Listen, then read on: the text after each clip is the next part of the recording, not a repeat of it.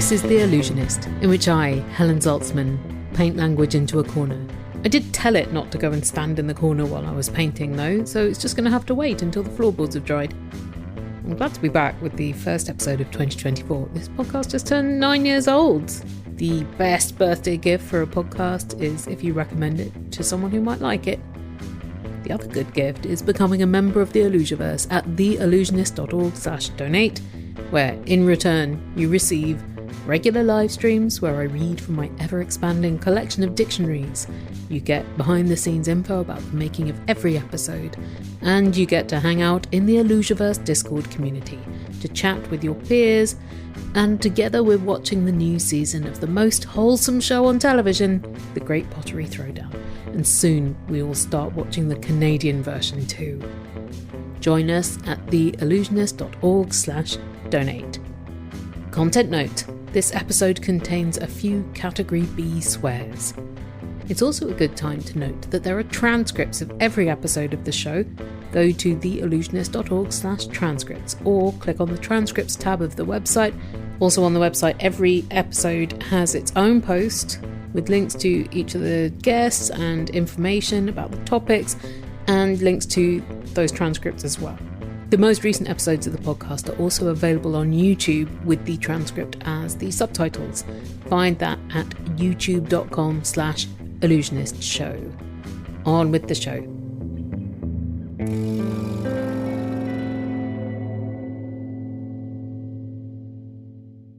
How is it easiest for me to ask questions? Would you rather I put them in the chat or ask them like this? Ask them audibly. Okay. If the answer doesn't match the question, and if I see the physical expression on your face change, perhaps put it in the chat that it's the speaking naturally and the not overemphasizing and the people who go, I'll just shout. So how does it change things when people over enunciate because they think that's helpful? Because that must change the mouth shapes a lot. It changes the mouth shape. So you are looking for the consonants, particularly the ones that are visible. You recognize the lip shapes. Vowels are a bit different because they will alter with accents. But yes, if you start with the cat sat on, it's not going to help. It looks like your mouth's just flapping in the breeze. I'm Helen Barrow. I've had lifelong hearing loss, and I am Nottinghamshire's only qualified and active lip reading tutor. You're the only one? In Nottinghamshire. Oh, but that's a big county for there to be just one of you. It is. Is it an unusual profession to have then? I think the word niche would be springs to mind, even though there are 5 million-ish adults in the UK with a hearing loss across the spectrum. So from mild, moderate, all the way through to profound. And people who've now met me before, as I go, I'm a lip reading tutor. And they see the words forming of, oh, you sign. And the people who know me will start taking three steps back because they know I will explain. The term lip reading is really very descriptive, so it is galling that people assume that it is sign language. Lip reading could barely be more clear as a term. Yeah.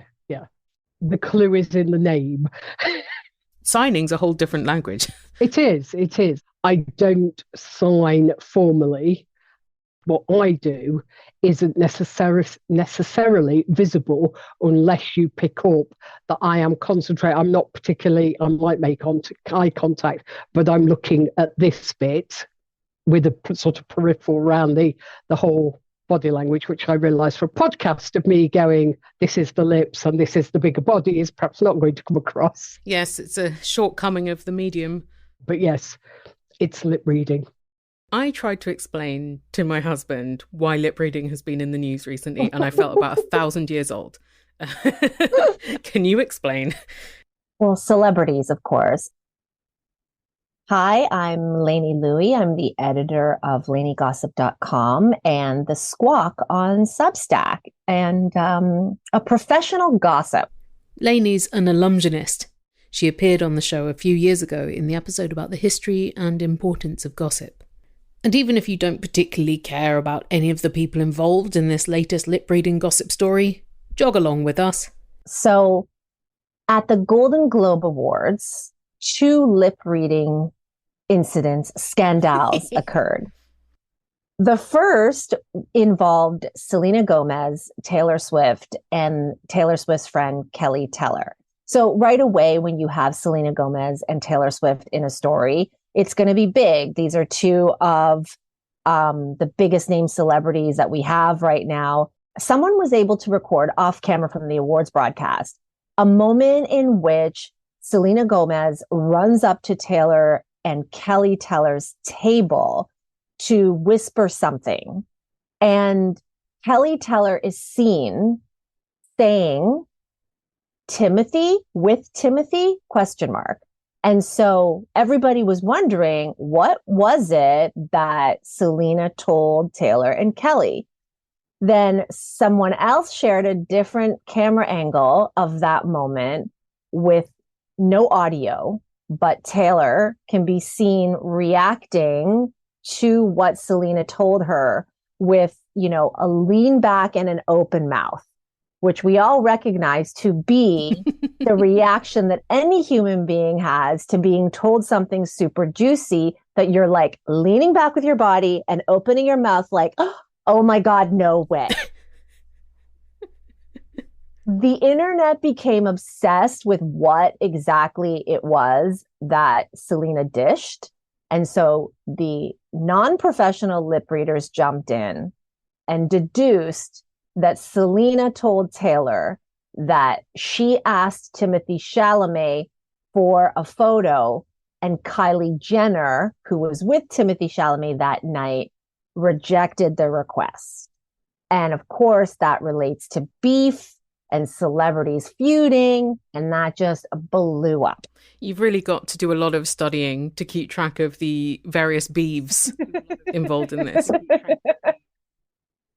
Yes, beeves.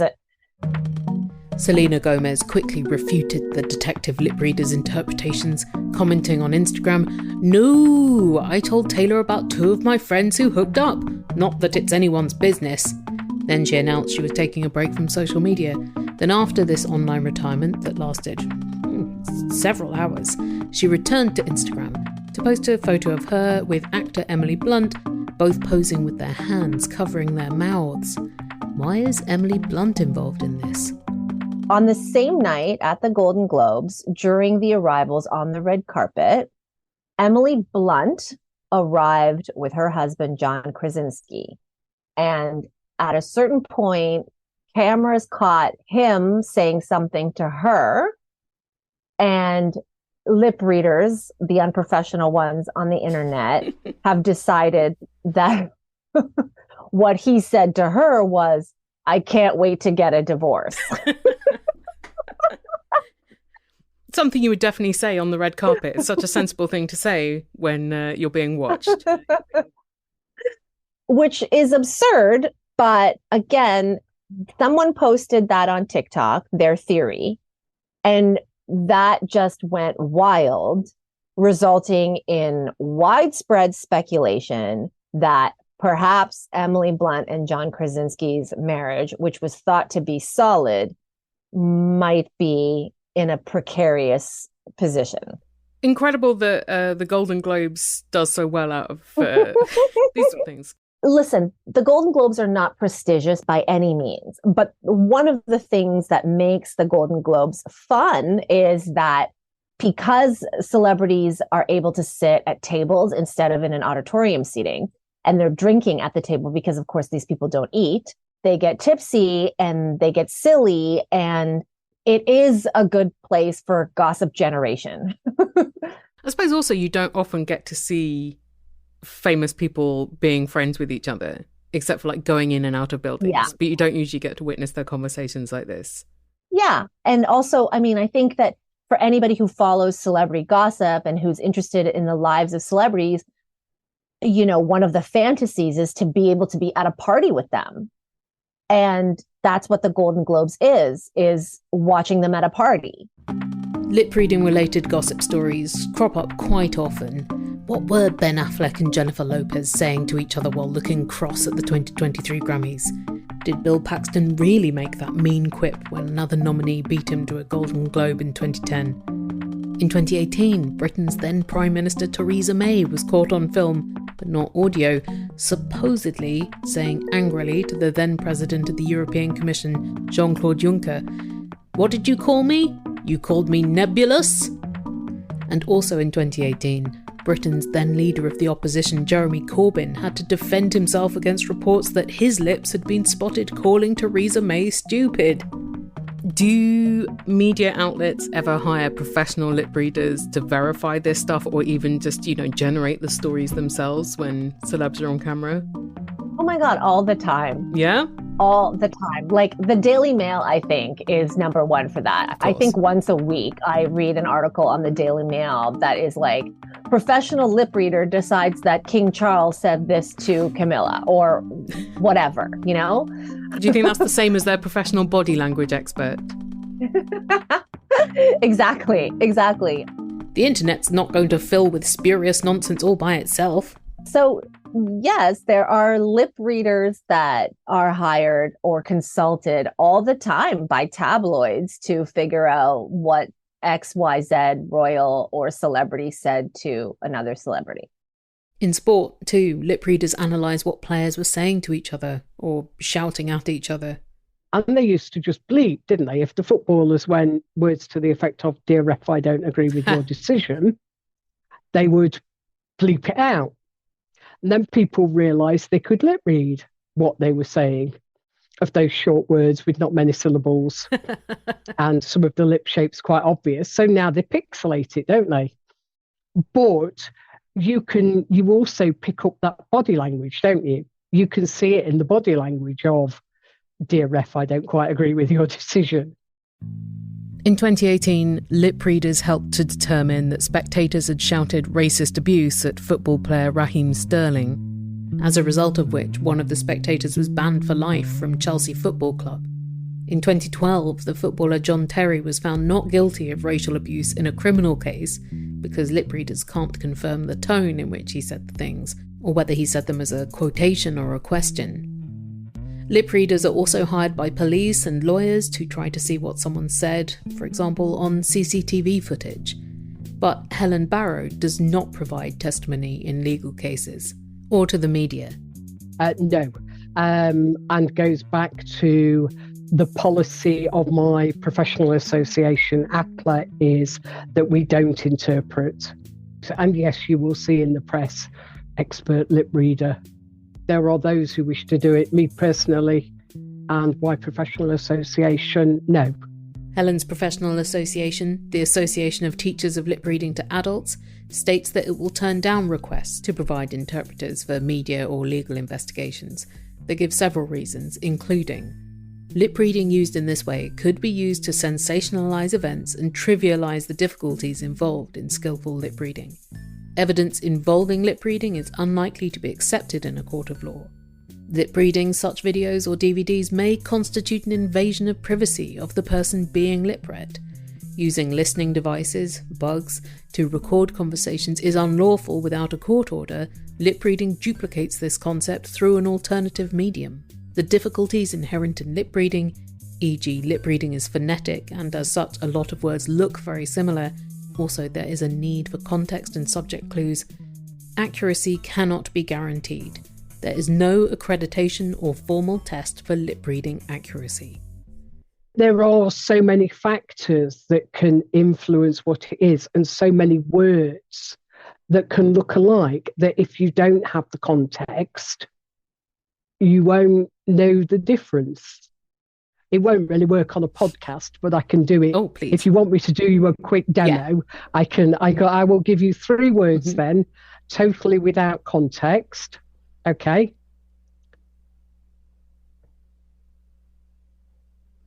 Well, it looked like you were saying bar, bar, bar, but that, I assume, is not what you were saying. That wasn't what I was saying, no. What were you saying? So you've got the right one in, you've got the Mm-hmm. B. Yeah. So one of them was a B. So if I give you some context then, if I tell you one was a furry animal, Mm-hmm. one can be a civic leader, and one can be a piece of fruit. Okay, right, I'll do it again.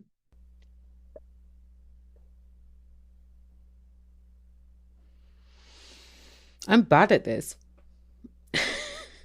But the thing is, I have deliberately picked three words that I know look alike, because to go into the technical side of it, consonant confusion group, a set of lip shapes that look alike. Homophones is the term for words that sound different but look the same on the lips, and visemes are the sounds in speech that look the same when lip read. There are more phonemes than there are visemes, so quite a lot of things that sound different look the same. The letters B, P, and M look alike. In the context of you're looking at a word without voice or a letter, B, P, and M, the lips come together in a neutral lip shape, and I picked the same vowel at the end. So what were you saying? So I had got bear, pear, mare. Incredible. But bear again, but you think about the spellings in the English language, I said it was a furry animal. Bear spelt B-A-R-E, a tree is bare of its leaves. A pear, piece of fruit, equally, two of something will look exactly alike. Mare could be a horse, but equally it could be a civic leader. So if you look at that, of that one, what appeared to be that one word, and how many different definitions you can get from that, if you've got no context, which word is it? And how confident would you be you've got the right one? So that's probably why I personally, and the professional decision is, we don't do interpretation. Yes, if the topic is orchards and you're looking at fruit in an orchard, then yes, you probably go, it'll be apples, it'll be pears, that kind of thing. But if it's an orchard somewhere where there's 6 foot furry animals around, if that's possible. Yeah, could be a bear or a female horse. Yeah, just look at it on the face of it. How do you work out what it is? What else are you putting around it? What other easily mixed up sounds are there, or things that are just very difficult to ascertain? In the consonant confusion groups, there are about 12. So B, P, and M is one set, but you can see the B, P, and M. One that's not as visible is T, D, and N. So if you do a T, D, and N, what's visible on that? And think about where the tongue is of when you do that. The tongue's on the ridge of your back of your front teeth. And you think how many t's and n's there are in words. Yes, very commonly occurring letters. Yeah. Now, but th is different. If you think about th, then you will see the tongue come forward on that. So a th is different. Again, different ways of saying th, the th. What else we got? F and b. So very recognizable lip shape in the top teeth touch the bottom lip. But again, fine and vine will look exactly alike. Fat and vat. Qu and w. So you get a rounded lip shape. But you've then got a group of sh, j, and a zh, which is in words like measure, that all have, again, a rounded lip shape. But then if you look at something like gin, spelt with a G but said with a J, again, confusion reigns. Confusion reigns. It often reigns in all forms of language. Yes. Oh, yes. Yes, I only teach in English, but I am quite sure there are many, many other languages where you get similar kinds of issues and shapes and how they're said and words that will look alike. Yes. I wonder which language is the easiest and which ones are the most difficult to lip read. How different is the skill of lip reading depending on which sort of accents you're dealing with? You know, if someone is from the US, is British accented lip reading going to be accurate enough for them? I think it's you get to know people and you get to know how they speak, how they construct their sentences. And in some ways, the States is no different to somebody who lives in Scotland, lives in Wales, and you probably listen to my accent, which does have a hint of broad Nottingham. And my students, and particularly when we get a bit of a north-south divide in the UK, they're buses where I am. Those long things that carry lots of people, but it's a very flat U, and they will pick that out. But speaking naturally, you get used to it. So the people you see regularly, you will get used to that. You will get used to how they speak. So it's probably a lot easier people that you know, but it's not only the accent, the sentence construction. What's the commonality that you've got with that person? You know, what are they likely to talk to you about? The diversity of the language. You don't have to go far to get differences, but you're looking at that lip shape, you're looking at the sentence and going, I've lip read this, it doesn't make sense. And the brain's going, right, what else could it be? And then, you know, whether you ask a closed question of, did you say X? At which point you will hopefully get a body language, a yes or a no. There again, culturally, across the continents, a nod of the head isn't always yes. So yeah, the language of it is fascinating. And when people have beards, does that complicate things? I had a contract of employment in the 80s that was very, very specific, that gentlemen must have neatly trimmed facial hair to work for an organisation. And I have been known to quote that. And yes, it does make a difference because you don't see the nuances of what's being said, and it can be quite difficult. Whether they can help you with that, speak clear and look at the whole tools and techniques around it. You know, at least if they're looking at you, you've got that, you're in a quiet environment, and try and put all the mitigating factors in that you can, then hopefully you can sort it out. How accurate is lip reading? If all the circumstances are ideal, you've got a neatly trimmed beard, you've got good sight lines for someone's face, how accurate is lip reading? I think if you read the professional texts around it, it's somewhere between 30 and 40% of the English language is visible on the lips. So the rest of it you are putting together. In the classes that we will do this evening, you will ask people to give a context before they speak without voice. So actually within a class, you turn your voice off and make it as quiet or as sound free as possible, but you've set that context. So it may be that you can pick up those keywords from it and work out. And depending on the words, depending on the subject, you know, you can look at some sentences and go 100% spot on. You can look at another sentence 5 minutes later and go, not a clue. Or you got 2 or 3 words from it. in the way that we are looking at the lip reading, you're not necessarily going to get every word in a sentence. Your core is what's the gist of it?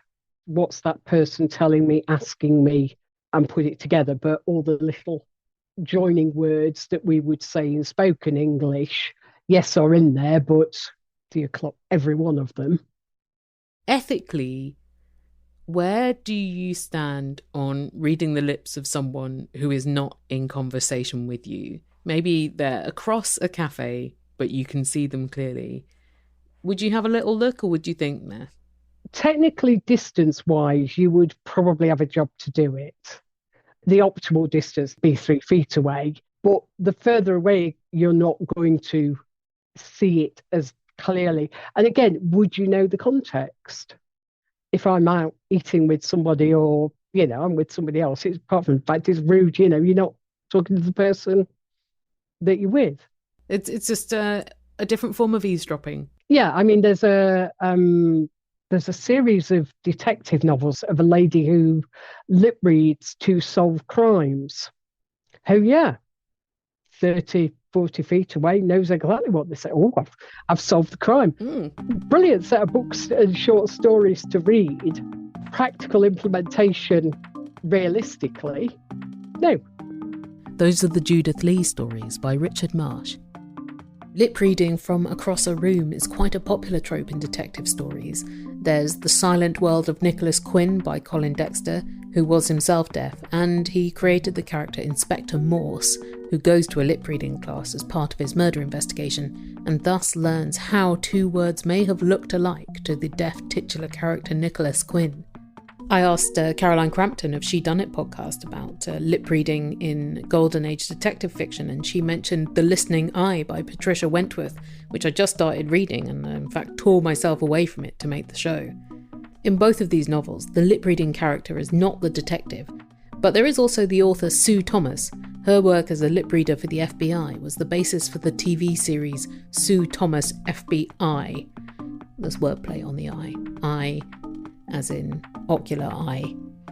Meanwhile, the amateur detectives providing their lip-reading interpretations of video clips of celebrities like Selena Gomez, well, it's hard to prove that they are definitely right, but also hard to prove that they are definitely wrong. Exactly.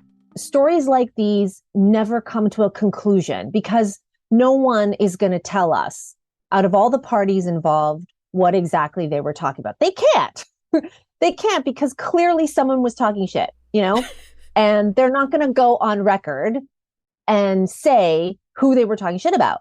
So we'll never really fully get a period, full stop, bow tie conclusion. We can move on. So that means that the conversation is ongoing. It continues. It has immortality, so to speak. And that's part of the intoxicating factor of it, where it won't end if we don't have to let it end, and we won't let it end. There's no series finale. It's quite nice that it's not about something really bleak. Yeah, this is low stakes, right? It's so weird though that this has been so big when it's about nothing happening. Fundamentally, nothing happened, and it is about the absence of anything happening. Do you have any favourite gossip stories that have come out of lip reading? To be honest, I can't think of any off the top of my head. And here's why. I don't think I have, as a professional gossip, cataloged and committed lip reading incidents to memory. And I have to say, I have a photographic, or, if I could remember like physics principles, the way I can remember celebrity gossip details, I actually probably would work for NASA. Anyway, my point is, I haven't cataloged it and therefore committed it to memory because I don't consider it a legitimate source. Mm-hmm.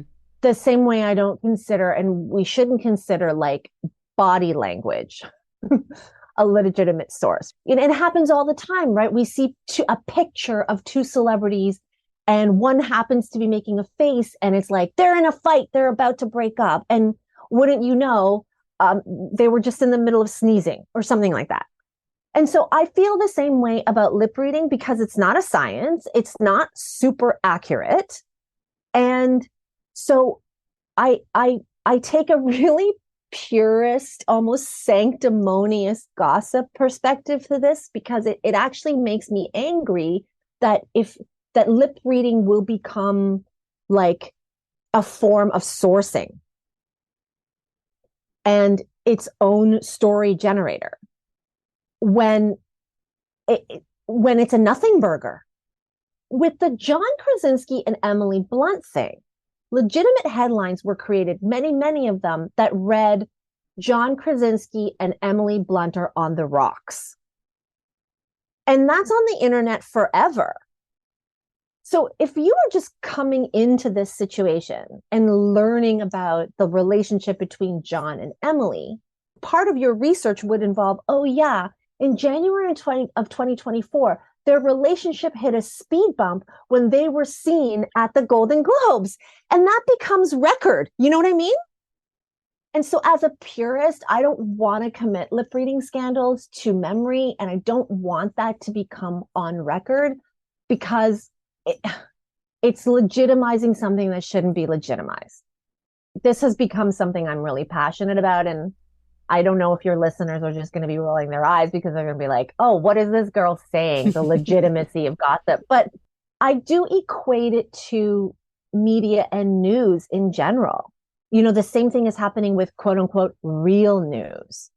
True things are being uttered at the same time as untrue things.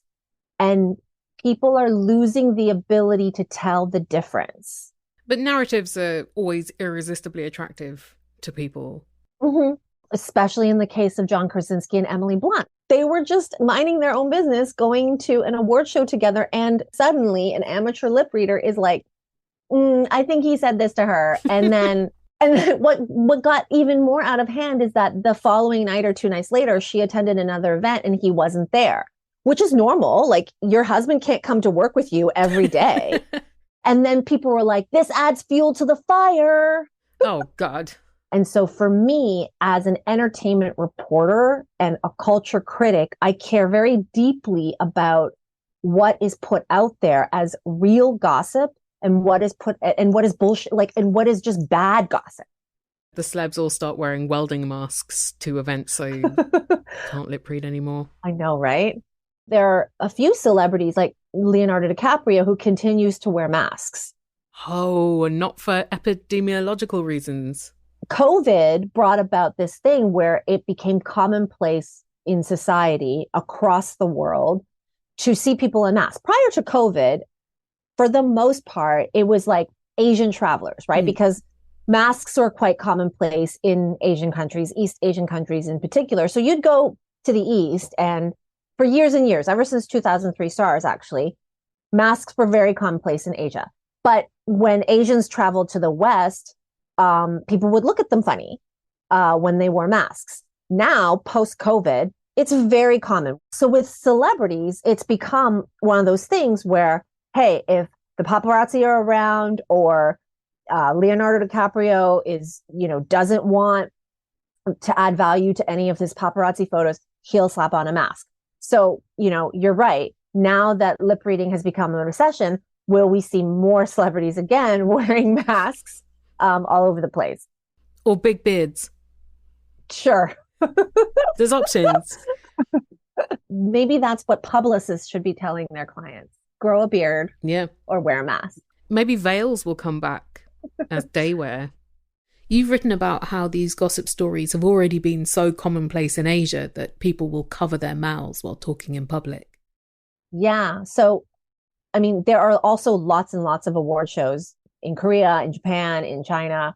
And for a long time now, when celebrities are sitting in their seats at those award shows, they'll be seated next to another celebrity. They will cover their mouths because social media activity and toxicity and speculation is so out of control in the East. And so, yeah, celebrities have been doing this for a while because, there has been so much social media drama over lip reading and what people think they may have said to somebody else that has affected careers. And especially in China, where censorship is such a problem, and celebrities are even more beholden to social media and fan activity than they are here. And they're also monitored by the governmental agencies. Celebrities have to be so careful. One seemingly harmless thing can lead to the abrupt conclusion of a career in China. Yeah, so cancel culture is real, just not in the West. That's right. It is.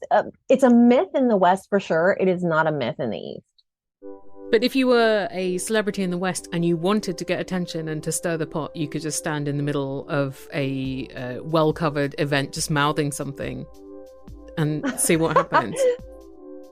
Yes, you know what? If anybody is out there is smart and they want to self-engineer a viral moment so that they became famous or even more famous, they would self-create a lip-reading scandal. Today you heard from Lainey Lui and Helen Barrow. Helen Barrow teaches lip-reading classes and hearing loss management workshops online and in person. Find out more and you can sign up for classes all at her website lipreading.me.uk. And Lainey Lui is the gossip maven from laineygossip.com and The Squawk on Substack. Read both for analysis of gossip and, more importantly, for the education in media intelligence. I got a lot of things off my chest. Oh, good. Thank you. Oh, you're welcome. I'll send you a bill for the therapy.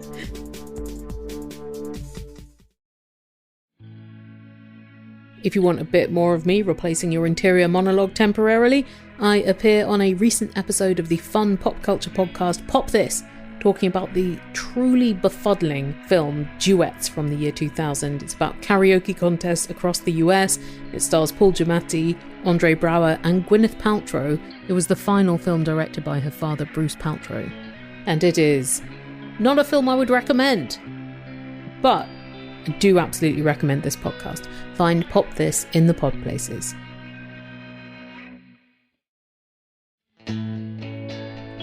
Your randomly selected word from the dictionary today is blunge. How fun is that to say? Blunge. Verb. Mix clay or other materials with water in a revolving apparatus for use in ceramics. Derivatives. Blunger. Noun. Origin 19th century. Blend of blend and plunge. Oh my god, it's a portmanteau. What a blessed day. Try using blunge in an email today. This episode was produced by me, Helen Zaltzman, on the unceded ancestral and traditional territory of the Musqueam, Squamish and Tsleil-Waututh nations. The music is by Martin Orstwick of palebirdmusic.com. Thanks to Tracy Birch of the Association of Teachers of Lip Reading to Adults. Also thanks to the literary detective listeners of She Done It podcast. Our ad partner is Multitude. Ad spots are now available on the show in 2024.